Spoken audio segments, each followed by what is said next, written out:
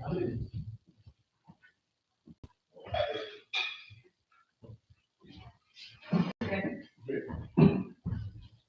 call the meeting to order. Deputy Wise said that we'd like using contact somebody about so he better not go up and check him out. Anyway, I'd like to approve the information. Approve the general conveyance that meeting. I don't think we did. Any questions or comments on it? All in favor of the motion? Motion carried. Any conflict of pecuniary interest for the general nature thereof? Showing none. I'd like to have approvals and minutes for the April 9th, 2022 Snowville Regular Council meeting. Moved by Sherry, second by Kevin. Any questions, comments? All in favor of the motion? Motion carried. Delegation, deputation, none. We're going down to staff report, manager development service standard, bylaw enforcement activity report, and administrative penalty decision. Go ahead, Jason. Thank you, Mr. Chair. Before you, in this section of the agenda is an activity report with respect to the past 4 years of bylaw complaints received, as well as a very brief overview with respect to administrative monetary penalties, and the approach in which staff, as well as our municipal legal counsel, believe that this is a valid option in addressing some of the non-compliance under municipal act contraventions here in our municipality. And it's our recommendation for council this evening to receive the information report, as well as provide direction for staff in conducting some additional work with our legal counsel and providing opportunity for council to consider an administrative monetary penalties and bylaw for the consideration. How to answer any questions? Go ahead, Brenda. Yes, Jason, Julie, would you mind explaining a little bit more about the administrative monetary penalties bylaw? Mr. Chair, administrative monetary penalties are, in my understanding, are somewhat new to rural municipalities in Eastern Ontario. As mentioned in the report, they're a more typical process for a larger municipality. And most recently in 2020 or 2021, I forget the year, the city of Kingston just endorsed their bylaw as an attempt to curb the nuisance concerns around the university district. One of the most important delineations of an AMP to the administrative penalties bylaw, Councillor Laurent, is the fact that they're only applicable to municipal act. Municipal act legislation. Your Worship, we're trying to get the speakers to turn up a little bit louder, just for the aspect of the public. Mine seems to be a little bit louder than we first sounds, but if you could just speak a little bit louder, if you're still not projecting, that would be great.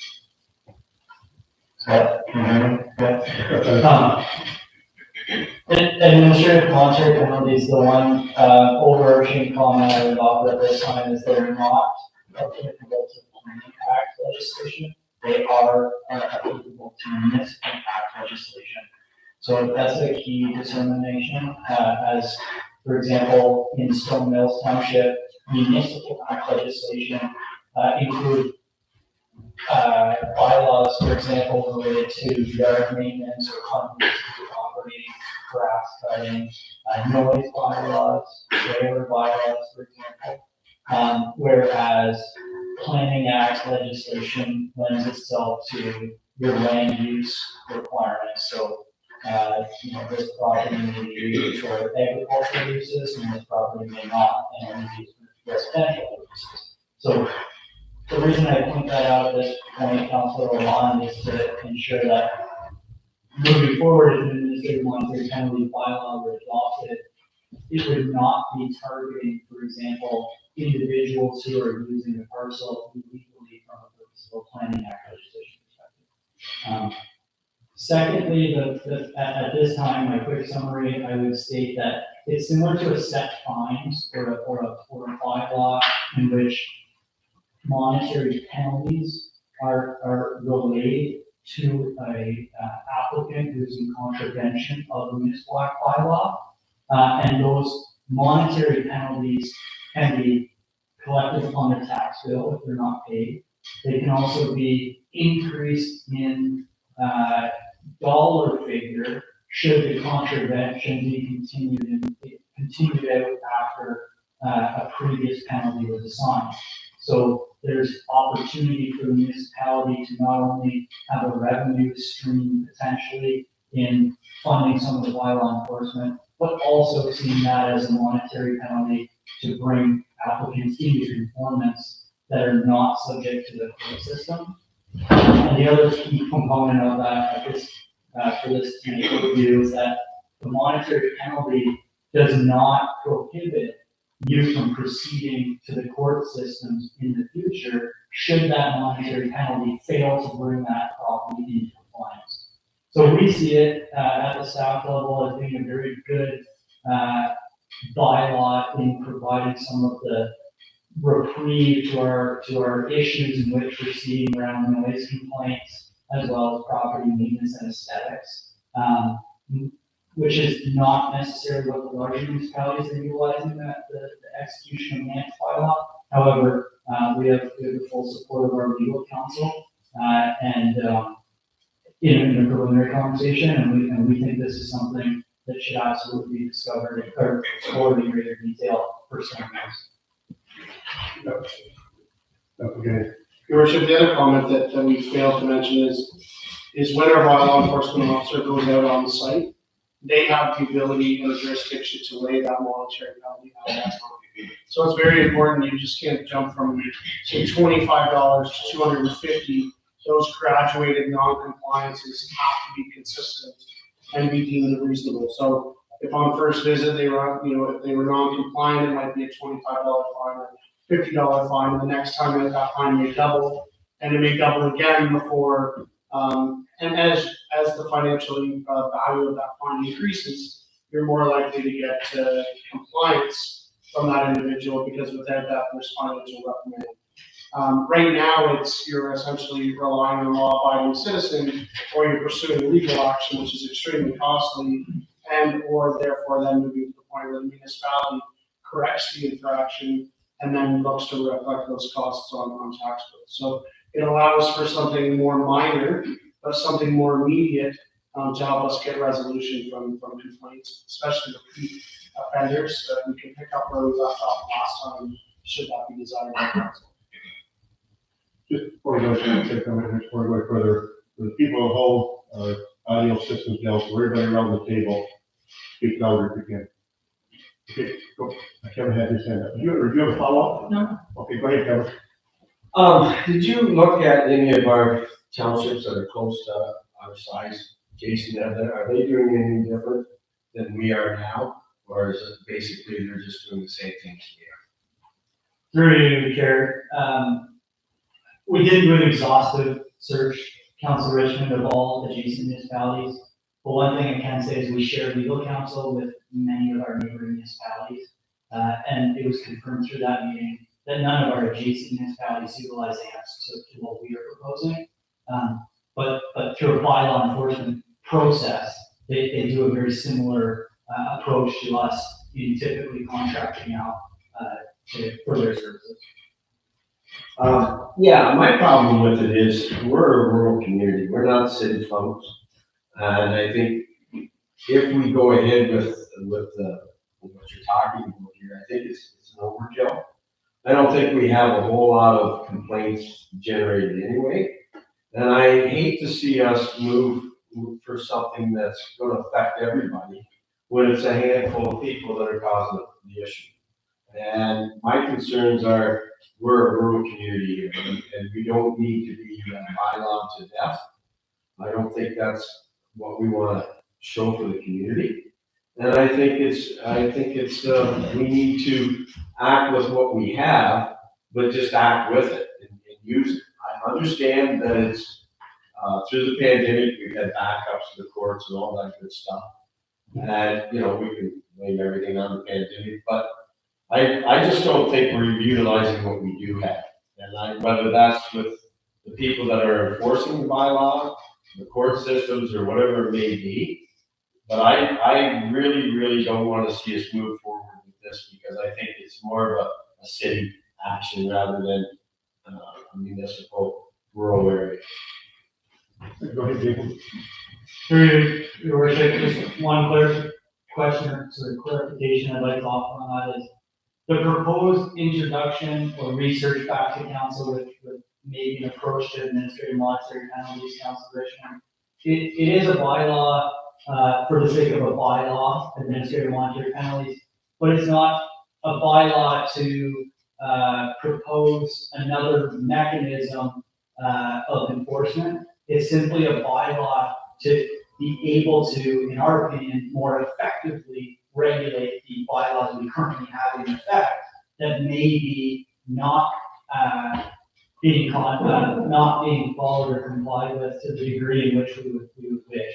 So I offer that as a comment in the fact that we're not proposing to introduce multiple new bylaws for the sake of putting more rigor on applicants. We see this as an opportunity to potentially garner better compliance. And just one other quick comment. Although the numbers aren't staggering in the information report before you, there is a general incline in the total number of complaints in which we've received in the past 4 years. We're approximately halfway through what we were in 2020, and we anticipate through this year, based on the complaints received so far, that we will receive more than what we did the previous years. So we do see a slight increase in the total number of complaints received over the past 4 or 5 years now. Let's have her hand up in your, go ahead, Linda. No, what was that? I'm gonna have to think about Okay, these two go ahead, conversations. Appreciate the report, Jason. I'm thinking back to a number of years ago, I sat on the community animal control. And we had to go through, I believe, something very similar as to what we were talking. And the reason we had to go to it was, while we had a bylaw that we fines and everything else, it had to go through the courts. And what we found was that we were spending $500,000 to get a $50 fine. And it was a very slow process in some cases that didn't work for us. So we had to have the community animal control workers set up as bylaw enforcement officers, and had to get them approved through the province, through Toronto, through the courts. But they could then go out and levy a fine on the spot. Now we're talking different things, but it's fine. I believe that we may be a little early to jump just yet. I think we require a little more discussion around some things. Kevin touched slightly on, we might require a little more discussion on why it's taking so long. In some cases, for example, I'm looking at 19 and there's still 7 cases active from 3 years ago. You know, why some of them are hanging on so long, we need to understand that. I also wonder if we shouldn't be taking a look before we do anything at our bylaw to see if our bylaw is current enough, or possibly the correct wording in it to make it so that it is enforceable. And I think when we actually look at that whole package, then we would be ready to make a move. Because I'm kind of agreeing with you that it looks like there's an escalation, and that may be a lot to do with a lot of the new development and everything that we got. You know, it's the society is changing, and maybe we need to make sure that people understand that there are proper rules need to be followed. So, but before I'm willing to listen to what you're doing, but before we move on, I would like to maybe review the current bylaw, and not just to make sure that everything is ready to go.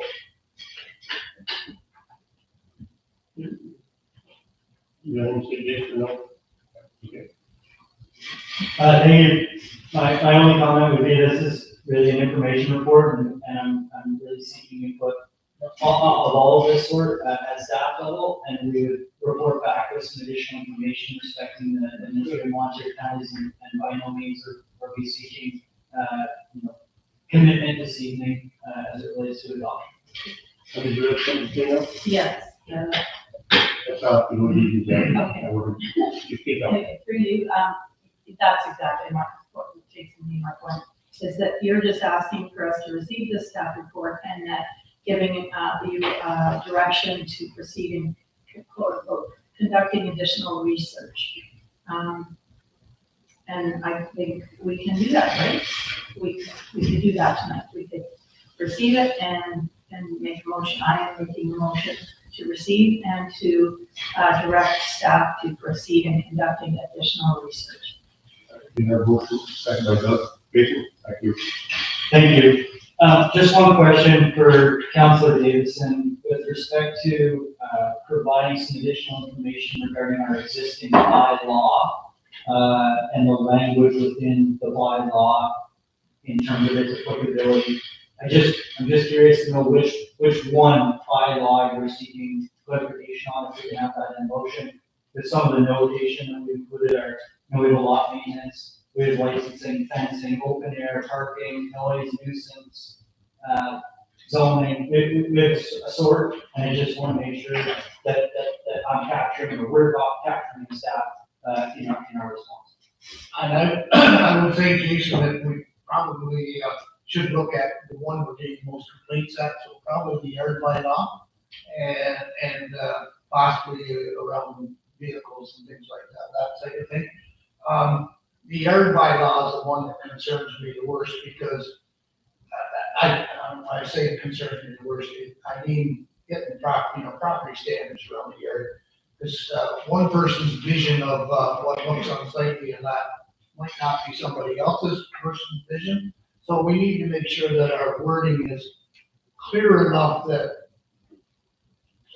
somebody isn't going to get a ticket or whatever just because they forgot to read the leaves or whatever. We got to make it pretty clear. We could pick up your 2 or 3 bylaws maybe that have the most complaints. Yeah. Is that okay with you, Doug? Yeah. Okay, can we have your hand up and then share it? Yeah, I just don't think that the fine issue is a good idea, because we're gonna get a bunch of people here that are just, you don't like your neighbor, so I'll just call on them every day for nonsense, noise complaints or whatever. And I just think it's gonna bring on more issues than what it's worth. We haven't said we're going to do it yet, Ken. We're just- I know, I'm just saying, I'm just relaying how I feel. You know, that's what I wanna look at is, what are the other communities doing? And I don't wanna see us go towards the city by outbound. And, I think it's important to get the information from the other municipalities that are our size, basically, and how they're dealing with it, and are they having troubles or not? And if they are, let's try and solve those issues, those problems. Sure, you have your hand up. I just wondered if someone could explain real quick. I think some folks are under the impression that when they make a complaint and then they don't hear anything back about it, that nothing's being done, but is it correct that like privacy things kick in after that and that they're not expected to have a response? It doesn't mean nothing's happening, but, right? That's absolutely correct, Councilor William. When an individual makes a complaint, there's no follow-up with the complainant on the progress that's done. The process is that the complaint is provided, which creates the municipality the ability to investigate and or act on that complaint. That individual's information, their personal information and their name is protected under HIPAA, and just like the property owner's personal information is also protected under the privacy guidelines as well. So there's an expectation that they want an update as to what was done, and that's not like their identity is protected, the individual's privacy is also protected. So they do get, an update that says, our bylaw officer was on site, they spoke to the property owner and are working towards correction, but often individuals don't get a full, answer that they're looking for, so they just assume that there's no action on it. So, and the other complaint that we get is because there was one complaint issued, that we're repetitively going to be keeping on that same complaint. So once a file is closed, one time, because the bylaws are complaint driven, the only time that gets reopened is when there's a secondary, or in some case more, complaints that are issued on the property in the future. Okay, we have a motion on the floor. Any more comments? All in favor of the motion? When the big motion, don't break. Okay, thank you.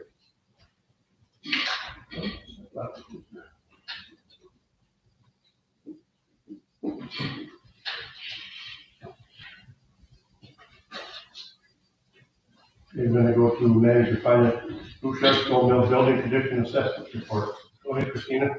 So the report you have in front of you tonight is in regards to the building condition assessments that were done by an outside consultant in order to move to our next step in our strategic asset management plan and give us the base level to start doing our service level delivery review, which is required under the OREG 58817.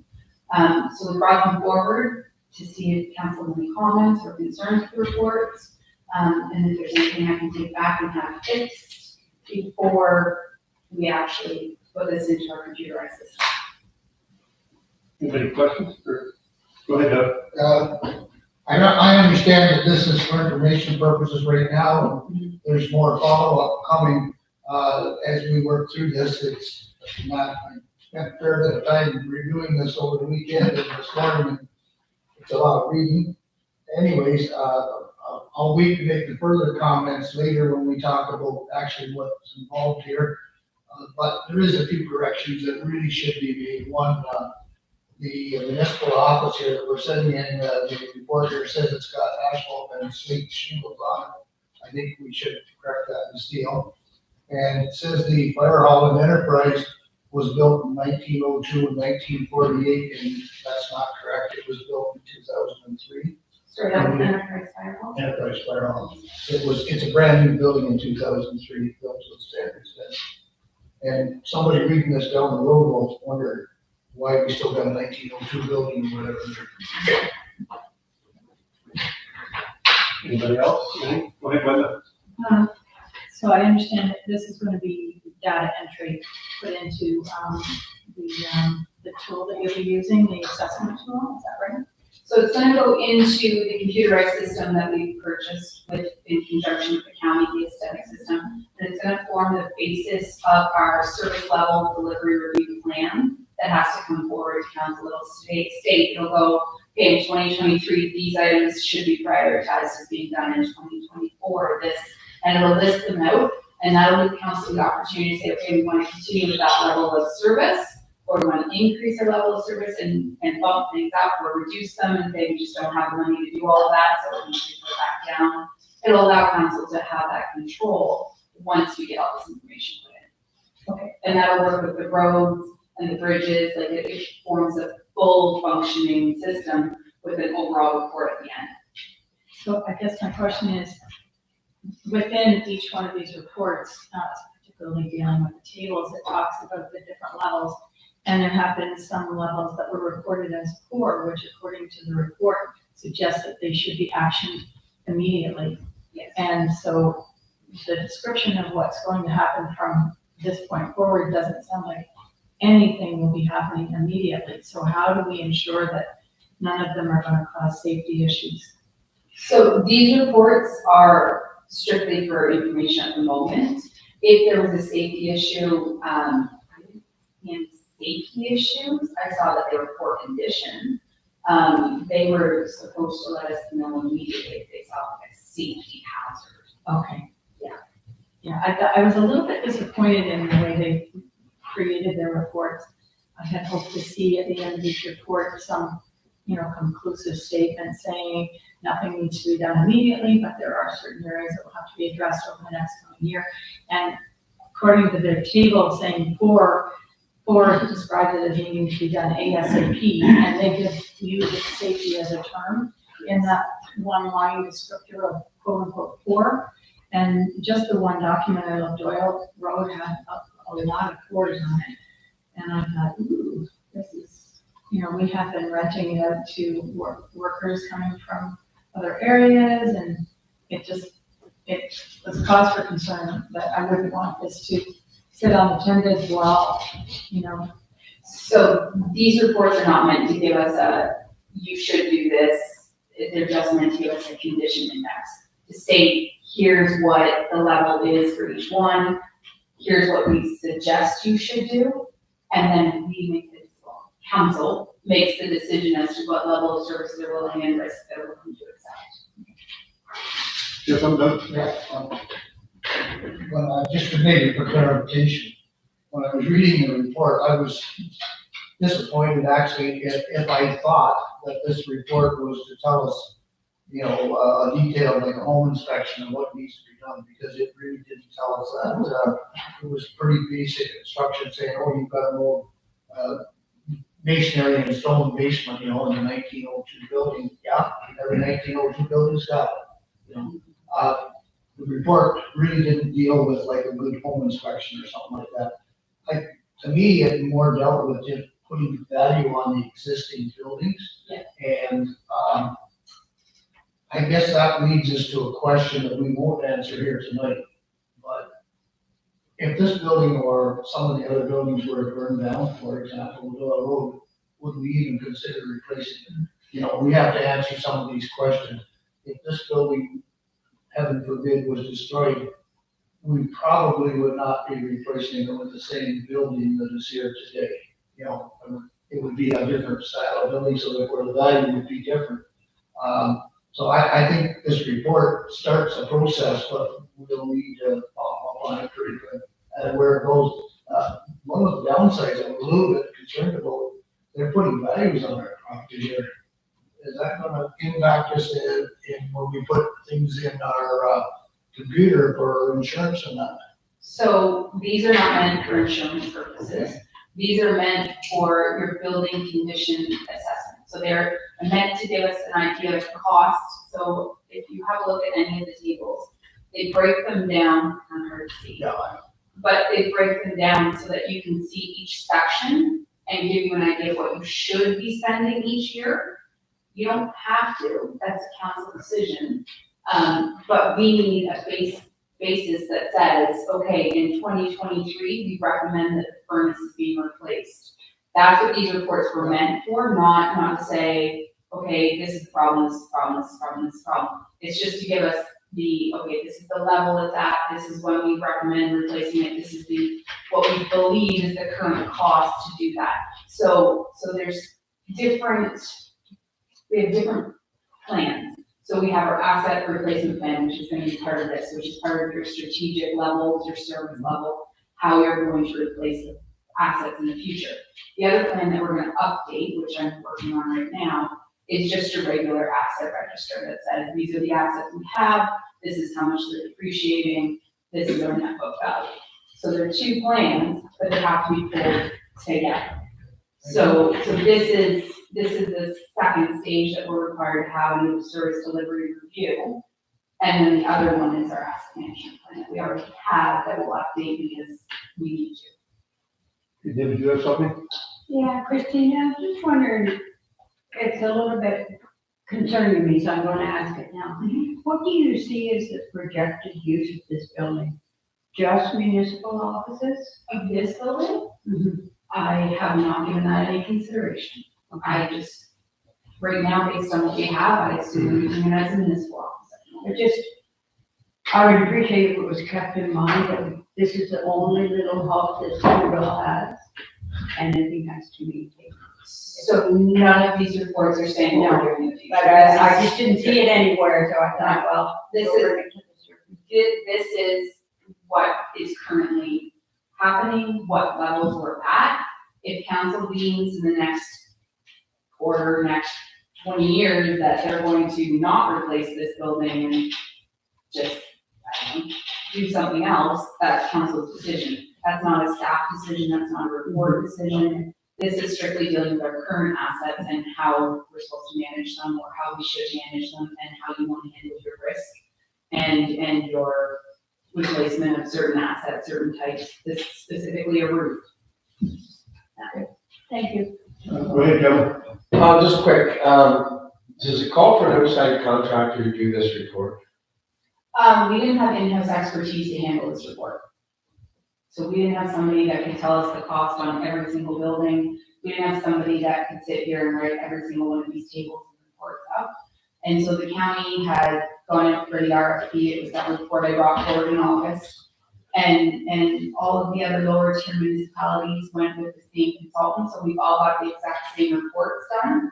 And the exact same asset management or sort of strategic management system that's being put in place so that we can all manage our assets the same way. What did it cost to have this done? About 25,000. Anybody else, any? You have a recommendation from us? Without remover, Receive. love to receive. David, second, all in favor? Motion carried. Thank you. Thanks, Christina.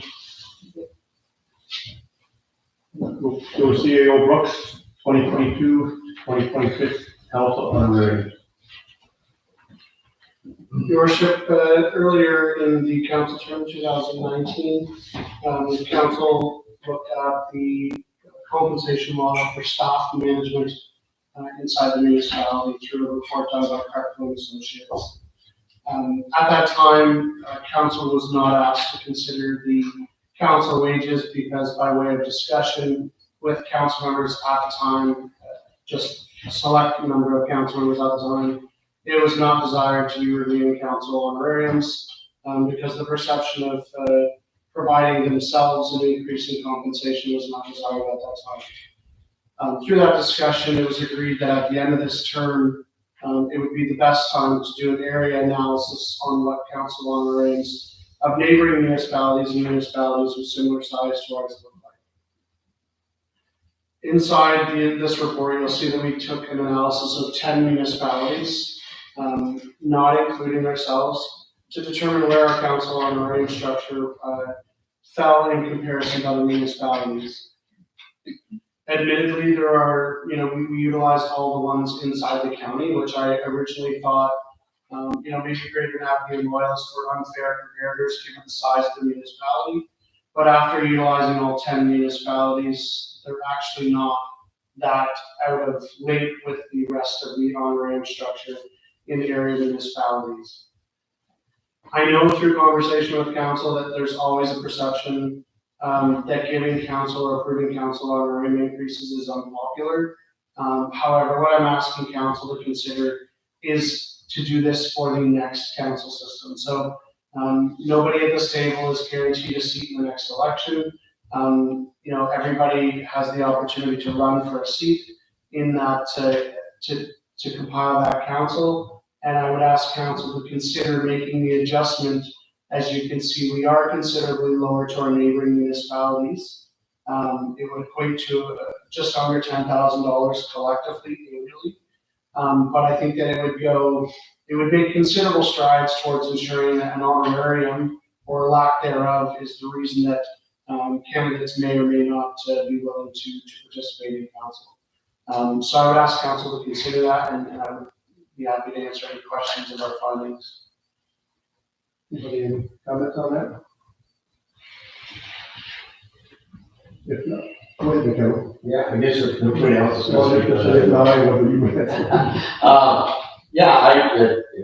If it seems reasonable to up the rates, as you pointed out here, and all the other communities here, I suggest that be done for the next council, whoever that is. But I would also like to put in that if we're going to do that here tonight, that it should be retro to May 1st. And the people that are here now will reap that benefit until the new council comes in next year. I see no reason why that if we're going to sit here and vote this in, why wouldn't we benefit from it? As when we voted in other raises and such to different sections of the community, it's been at that time. And I don't think this should be any different. Sure, The reason that wasn't part of the recommendation, Councilor Richmond, was actually based on conversation with council members when we did the review before and the reluctance to deal with their own structures during. These are 2021 wages that were full year, 1 year previous. So it's already in essence dated. We don't have any issue with that recommendation other than the slight impact that it would have to council honorariums as it pertains to the budget. Assuming it's half a year, We would assume that, about $4,900 would be an increase to the budget that originally. Anyone else stay for it? Go ahead, Doug, and I'll. Yeah, I think the increase is fair, but to be quite honest with you, I believe it probably should start with the new council.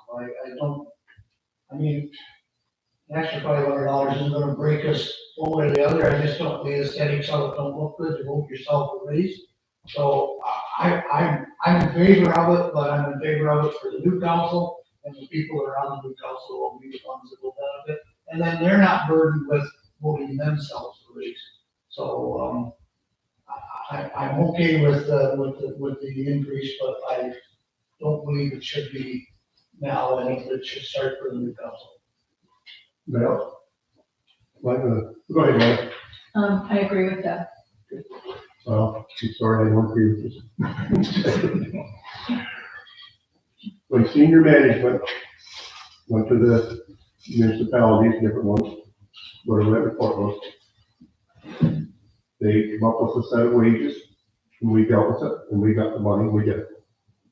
We were underpaid. I feel right now we are underpaid, and I think when I agree with Kevin, that we should be making this adjustment as May 1st. I mean, if you're gonna do it for some, why not do it for all? I mean, we dealt with some different wages here, and, you know, just lately, and it's just fine and dandy, but I feel that, you know, we were underpaid. And I look at here, and the Reed is making $8,000 more than me, and half the population. I feel underpaid. And that's just my feeling, that I think, I just feel, you know, that, as of May the 1st, this should went into effect. Mayor coming up $75,000, whatever it is, because when other people got raises, that's what happened when we did what the other municipalities. Right. Yeah, agree with you, Eric. I think that, if it's voted in, I don't care one way or the other, quite frankly. But if it's going to get voted in, and we're going to do this for the next council, then why wouldn't you come into effect as of May 1st, and we reap the benefits as well? Or don't vote it in at all. That's just my feelings on it. With every other one, Eric's pointed out, when the raises were there, they were retroactive, or they were that day, or whatever. And I don't see why this should be any different than any of the others. And like I said, quite frankly, I don't care whether it gets voted in or it doesn't. But if it's going to get voted in, it should be now. Or why are we even voting on it? As far as I'm concerned, about the other council, the next council. And I agree, because I think if this council does this, and if now comes the next council, people are gonna come up to me in 2 months, right? What do you make, council? Okay, $22,000. Okay, fine, so, well, you know, and I talked to John Weiss today, and John said, you know, for all the BS that we take from people, we say, you're worth twice that much for running. And John said, yeah, and I had a good chat on this today. Anyway, John's not here, he can talk. So that's just, you know, that's my thoughts, and I think we should be starting with, today. When do you have your other person? Okay. So, I definitely understand where you're both coming from. And a little part of me says, I agree with it. There is a difference though, Kevin and Eric, between us voting in a salary increase for staff and a salary increase for ourselves. So a salary increase for staff, we're not gaining any, we have no pecuniary interest. My bank account's not getting bigger because I voted Jason to have a $2,000 raise this year. Not that that's what it was, but so I'm not benefiting from that vote or that discussion or that decision. I'm benefiting $1,179, which according to the statistics, I'm definitely entitled to, because that's the average wage difference. I just feel uncomfortable voting in an increase for me. I feel uncomfortable with that. If I decide to run, and this council, and I think it should be this council that makes the decision for the next council, because then there's no pecuniary interest, there's no personal gain, because I may not get in, I may not run. I'm voting for the next person in 6 months from now, so that they'll have a salary that is, and I'd like us to do another snapshot before we, institute that increase, because it may have gone up even more. The difference might be different in 6 months if we're already, 6 months behind. I just feel uncomfortable voting myself a raise right now, that's all. Can I just make one comment on that? If you pass this tonight and you're here council next year, you've already made the vote, pass to have a raise for you next year. I know, but I don't know that, I may not get elected. No, I just say that, yeah, okay, get your hand up, Megan. Yeah, I follow Linda's words pretty clearly, and, maybe got a little on the record on it. I do remember a particular counselor, a number of years ago, early in the person's career, raising their hand to raise their wages, and the word went through the committee, that person voted for themselves to raise, okay? This is election year, and I didn't come here for money, to be honest with you. And for what little bit of raise I might get, if the people would like me, it's not gonna break me one way or the other. And the point I'm trying to make is, if we say yes, and I think it's deserved, okay, based on the information we're given, if we say yes to next year, then the people have a choice whether they put me there or not. I'm not taking it today. So I'm in favor of it for next year, the raise. I'm not in favor of it for this year. Anybody else? Go ahead, Sherry. Just, I agree with, everything Linda said, it just doesn't feel right to, give myself a raise. It's completely different than giving staff, raises. I just wouldn't feel right. Well, I guess I just look at the figures, and I figure we're getting underpaid all around the state. Okay. So that's why I say, let's get up the par. Well, disagree with And I'm you first sure off. that we've done this with the senior staff and everybody. And I don't know why we are any different. That's just my opinion, why we're any different. If that's the case, the system isn't right. Just something. No. Oh, no, I just think that you're making a decision for the next council, and I understand the principles behind that, so they don't have to do it. Well, maybe we're making a decision for them that they're not gonna like. I can't agree more with Eric. The fact that we're sitting around the table here saying, yes, that's what it should be, and what's the problem with instrumenting it now? There's not a lot of gain, it's not a lot of difference, as Doug's pointed out, and somebody else with. The point is, if we think that's what it should be for the next council, then it should be down. The same as we thought that for the buildings guy, whatever, whoever, that they should be getting this much money. Well, they got it. They didn't wait for, next year, let's see if he's still here. He may move on, he may move to another locale or a different job. We didn't wait, 6 months or a year for that. I'm just saying, if you're gonna vote for, and again, vote for it or not, doesn't matter to me one way or the other. But if we're gonna vote yes for it, then it should be now, not 6 months from now, or don't do it at all. Like, that's just my feelings on it. Go ahead, Sherry. I was looking back to the very beginning of the meeting where we have to declare a pecuniary interest. Is that not what this is? I don't think so. There's a very fine line, because council essentially sets the salaries and the pay structure inside the municipality.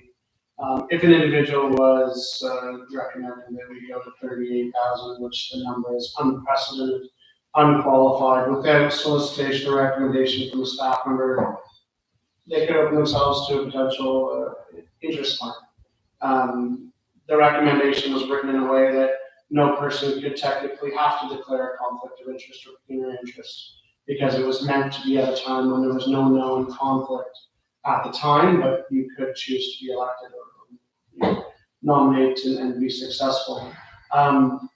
But you also have a responsibility to set the remuneration for council, both from an honorariums perspective and staff. So it is a duty of council to pass that. And so if in all due respects, if it was unsolicited and we come in and we had a report brought by council, that individual would declare a conflict of interest and become the reporter, but in this case, I believe this is a warranted decision by council regardless of when the date of implementation is.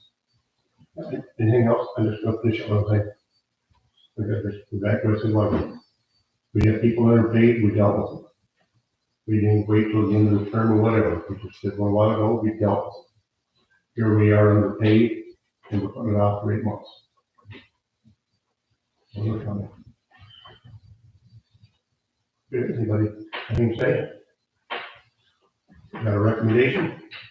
So do you want to, receive that recommendation and have a vote tonight, or do you want to receive that recommendation and have a vote next week?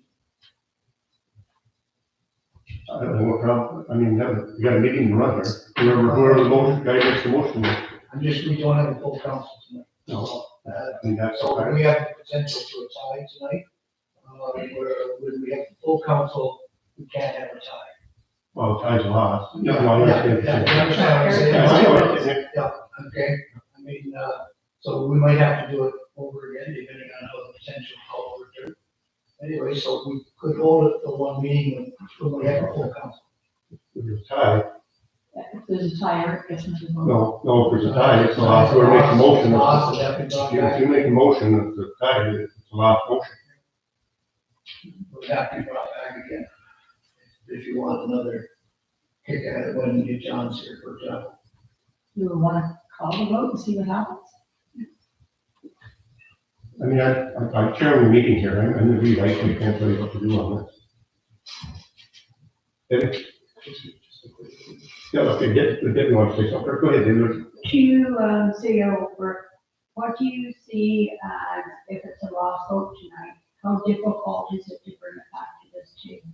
Motion, that's what I was looking to speak to. So motion reconsideration requires either the opposing voters to support a motion to reconsideration, and you require at least a 2/3 vote in order to bring that back to the table. So something, new information has to become available or otherwise. So it's a motion to reconsider, requires 2/3 of council to do so. That's the requirement. And if we receive it tonight and postpone it to next meeting? Yeah, so the procedural recommendation is to defer it to next council meeting. So you receive the report and that you defer the decision to next council meeting. That decision would be called upon at that council meeting. First, I'm going to picture either, oh, say Doug first, wait a minute. I'll make the motion that we defer to the next council meeting when we have a full council. Second. Kevin, any more questions, comments? All in favor of the motion? Motion carries.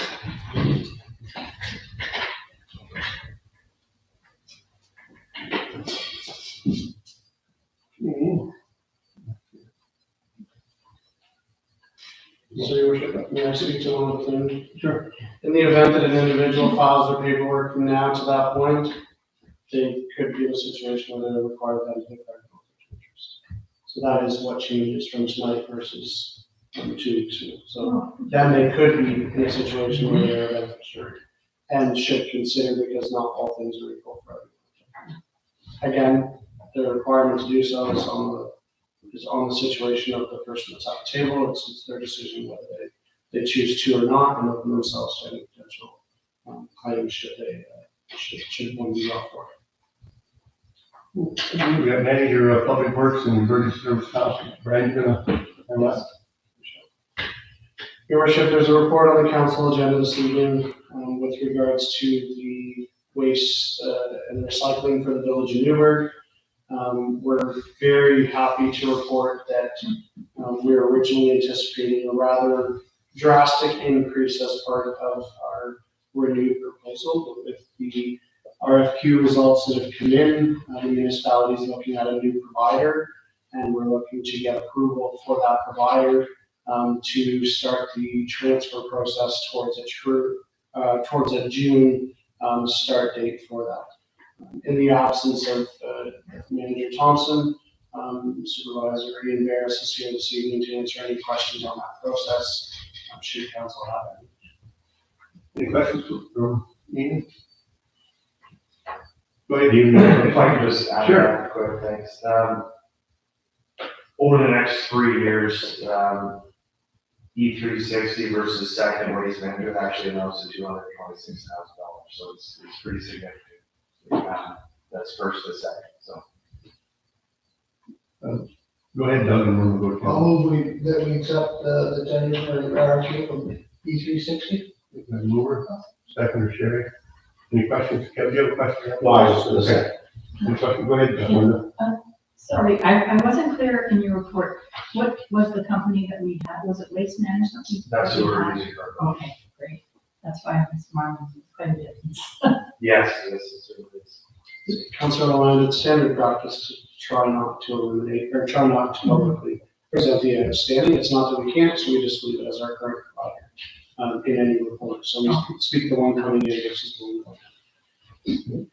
All in favor of the motion? Motion's carried.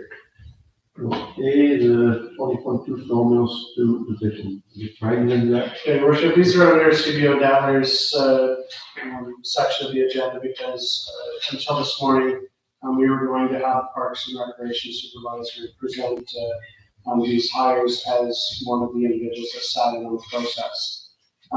Together with the Parks and Recreation Supervisor, the roads clerk, our deputy treasurer who led the interviews from a professional practice perspective, and myself.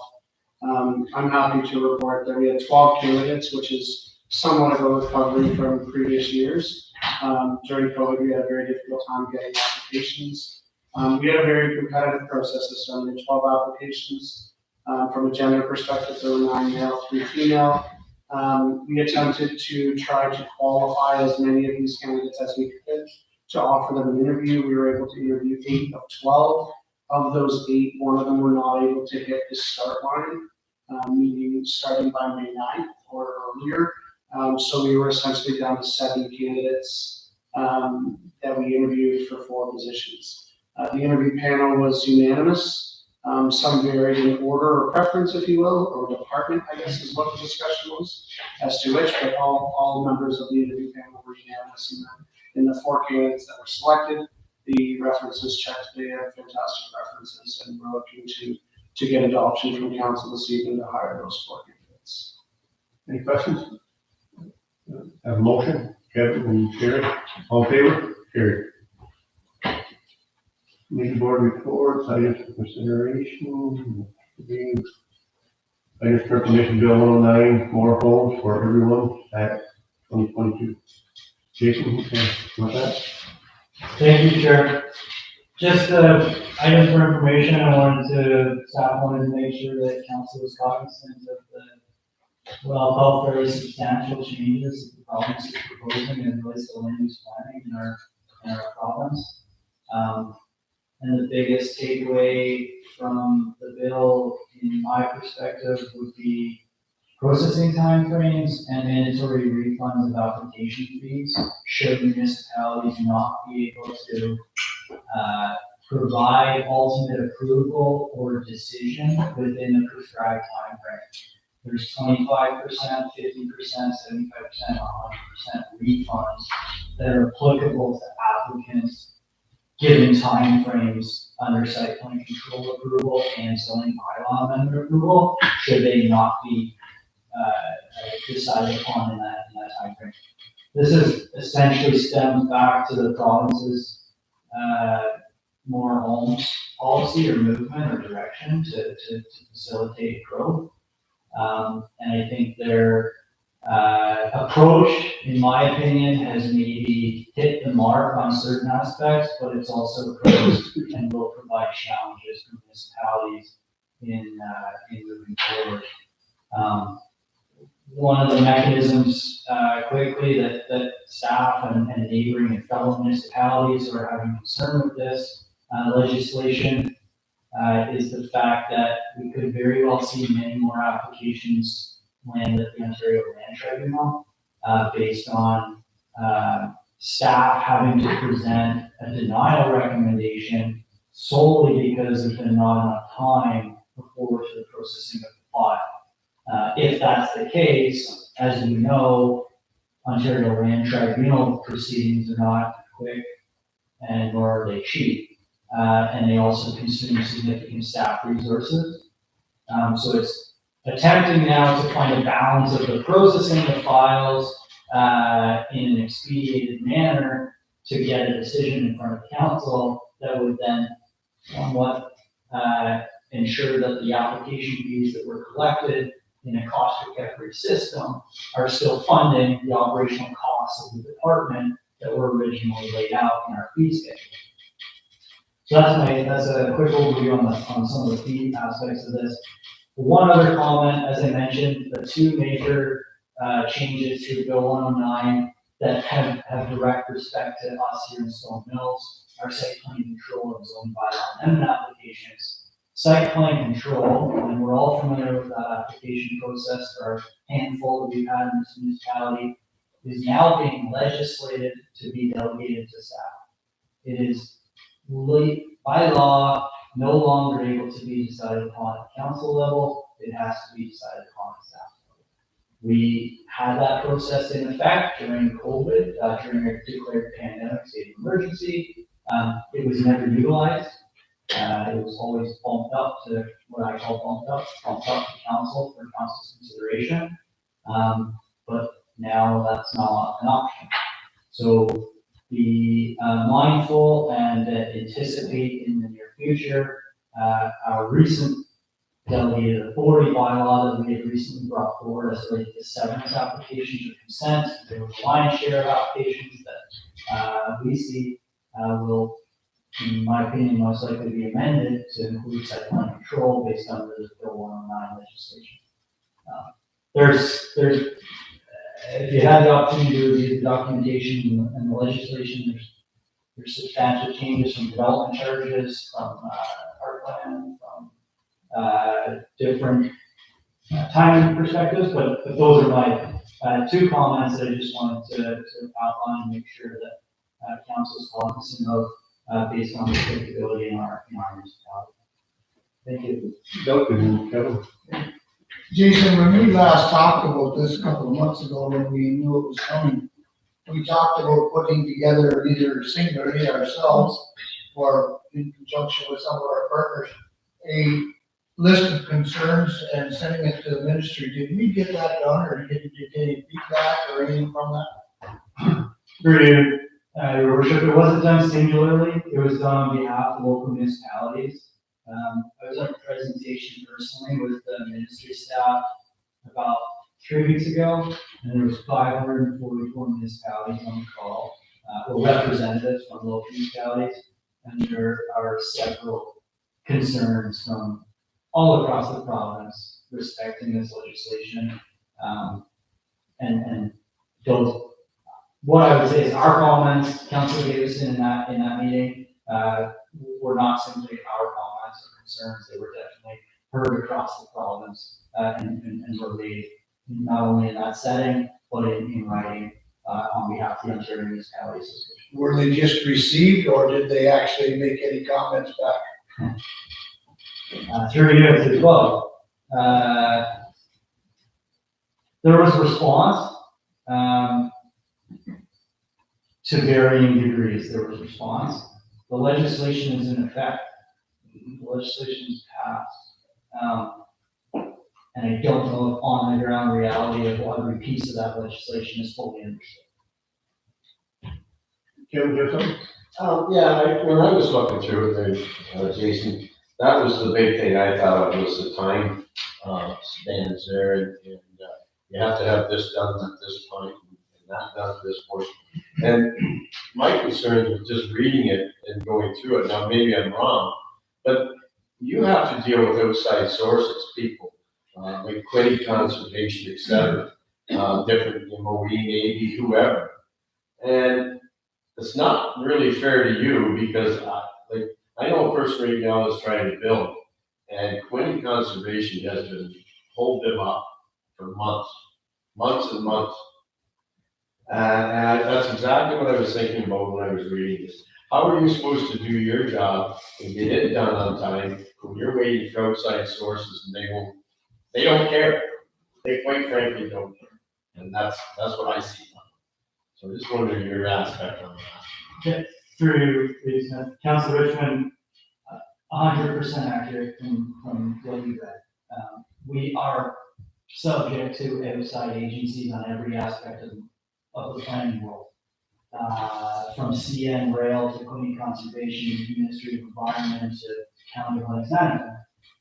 And to quantify good land use planning that's in the public interest, it's my ethical responsibility to have that considered. So in providing a recommendation, a professional recommendation to council to make a decision that then I'm responsible to defend at the Ontario Land Tribunal as an expert witness, my opinion of professional planning is I need that comprehensive understanding of all agencies' perspectives and comments, including the public's, before that can be relayed.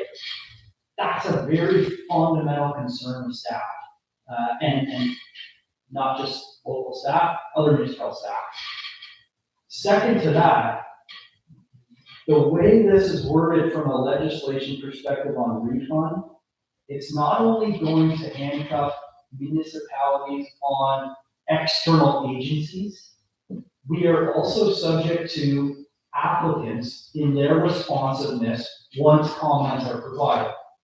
So I'll use a local example because we have done and completed site plan control in this municipality, and we constructed a new gas station in Newburgh with a fairly substantial redevelopment process. And there was some significant engineering work that had to go into that project.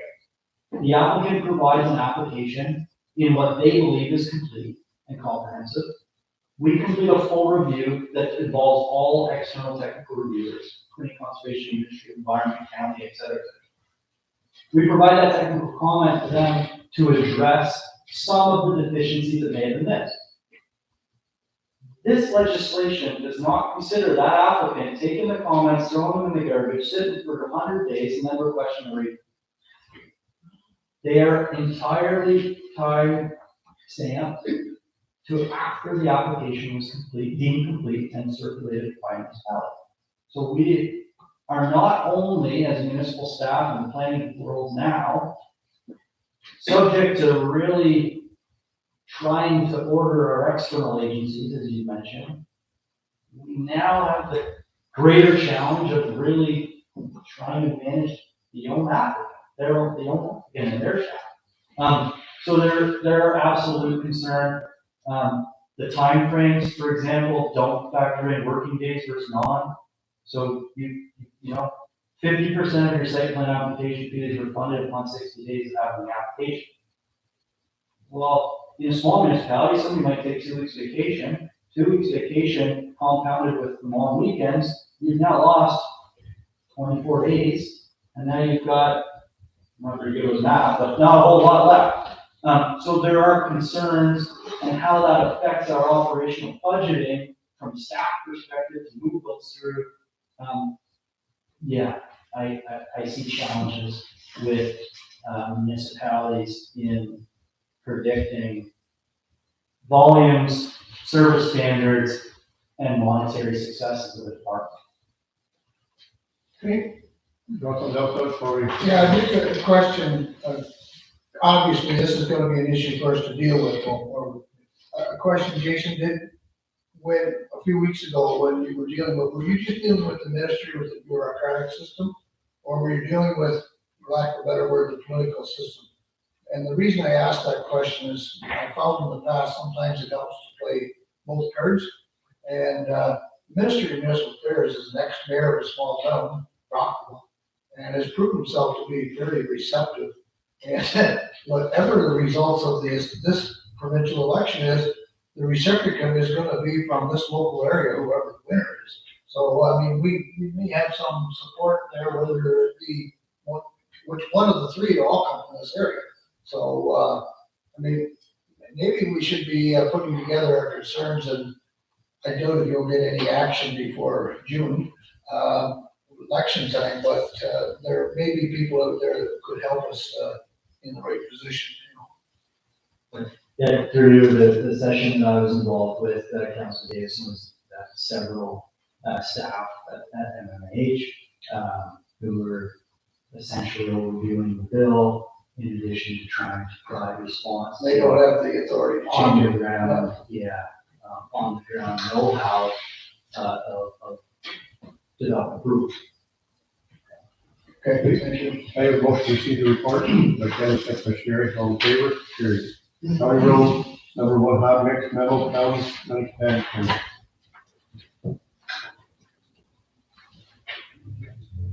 I don't think, you might need explanation on that, or, no? Okay, motion received. Well, Okay. yeah, I'll move to receive, but I do have a question. From what I can see, it seems to be taking a long time. Is this the standard now, not to put any closing dates on? It's taking all summer, from May to October to do it. Is it that much construction just to repave the road? And I think typically the closing or the completion date is pushed out. I only ask that question because we have had issues in the past where roads got started and then we don't see anybody for weeks and weeks. You know, they go off to another job and leave us in a little bit of a mess. And it did seem like an awful long period just to retop the road. Can you make a motion to second it? I did. Second by Louis. All in favor? Carried. No Mills household hazardous waste day. You want to speak on that, Ian? Is it Brian or somebody? I'll take it first, Your Worship. So first of all, I want to just update council that, this has progressed relatively quickly, and we've had some internal conversations with council members. From the last time that we basically approved the vendor to complete the household hazardous waste day versus the day that it was booked, it progressed extremely quick, from a management staff perspective. So we went from not knowing when it's going to be to the flyer being posted out in probably a 72-hour turnaround. And that was largely in part because the days that were offered by the vendor, we didn't anticipate them to be that early, but given the amount of time since our last event, we wanted to take advantage as soon as we could because of the number of projects, competing projects and priorities that we have inside the municipality, i.e., the public works building potentially being under construction or renovation, or our resources being tied up on equipment, otherwise being tied up on other jobs. So ideally, we would have had a little bit more notice, and we admit from an internal perspective, it would have been beneficial had we at least served council with an email to let them know that this event was going on, because it was relatively surprising to all, including me, when we got the flyer. But we're confident that we've given lots of notice to the community to get that out and communicated, and it is in our communication on our Facebook and website pages. It's May 28th for those that still haven't received that information, but it's almost 4 weeks away still. So we apologize to council, but we're also very excited that we can get this offered in a quick turnaround for those that need to get rid of some unwanted product that's been waiting through the COVID lockdowns. Go ahead, Jerry. Just a quick question. Could you explain, just for the benefit of anyone that might be watching, how expensive this is and why we only do it every interview? Yes, so I'll take a shot at the high level if you want to get into the additional products. Basically what happens is the price of product or the price of services comes in, and I believe it's a cell or a tote is the way that it's quoted. And so admittedly, we could spend hundreds of thousands of dollars having this as an open program.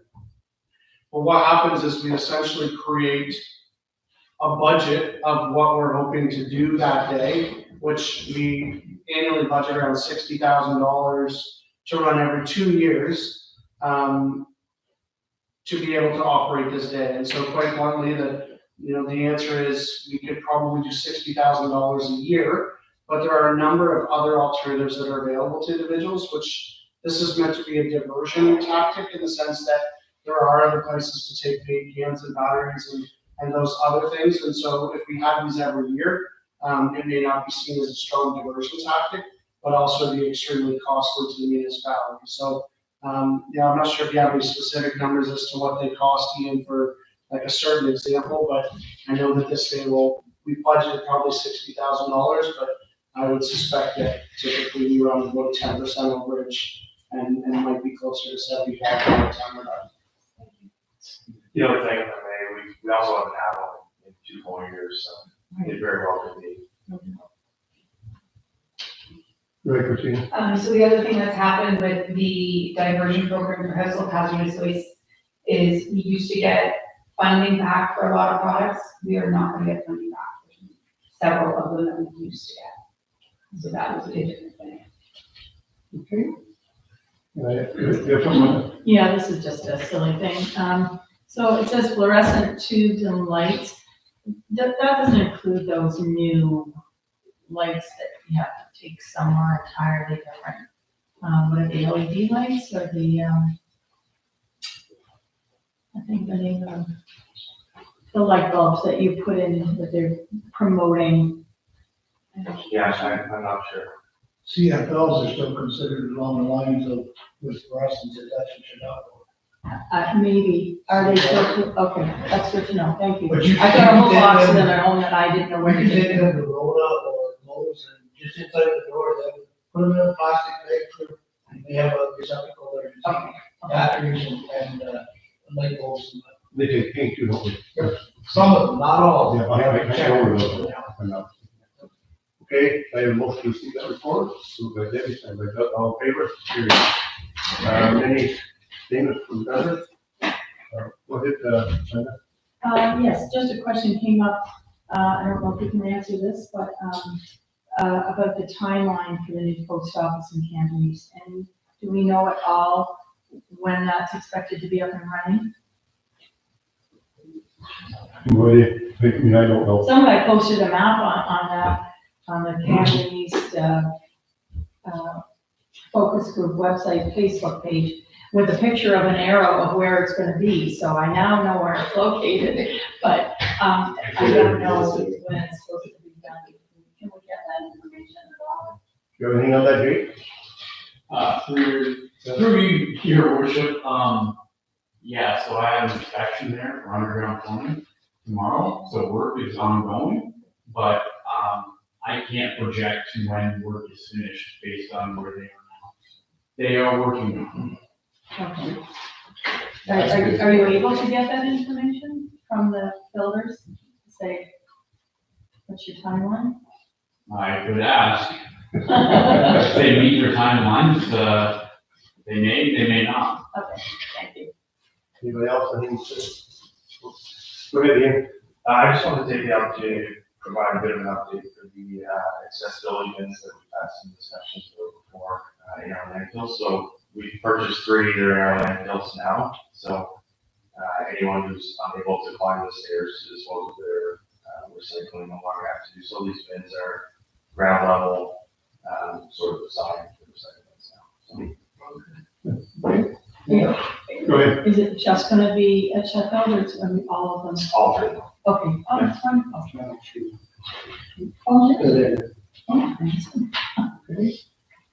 Any confirmation by law? So carried, second by Doug, all in favor? Carried, motion adjourned, Jimmy, carried, all in favor? Thanks.